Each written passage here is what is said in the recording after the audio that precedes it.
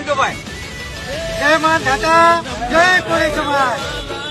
આજે ત્યારે તારીખ 1/2/2026 રવિવારના રોજ ઓલા જીતુ જમણમાં એના વિસ્તારમાં જે મીટિંગનું આયોજન કરવામાં આવ્યું હતું ને એનો માત્ર એક જ હેતુ શું કે જીતુ જમણવારે જે લુખ્ખો હતો ને જયરાજ એનો સમર્થનમાં આવ્યો અને ખરેખર આ જે સંમેલન થયું ને એ જીતુ જમણવારને ધ્યાન ભેગો કરવા માટે અને હવે પછી સત્તા ઇઝ માસ્ટર કિંગ એટલે 2027 ની અંદર ભાજપ કોંગ્રેસ આમ આદમી બધું શું વાડમાં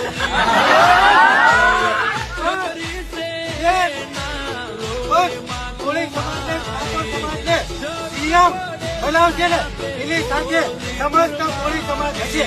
બાકી આ તમામ પક્ષો અને ભાઈ જ કામ કરશું. એક જ માંગ કે 2027 ની અંદર સીએમ કોળી સમાજનો હોવો જોઈએ.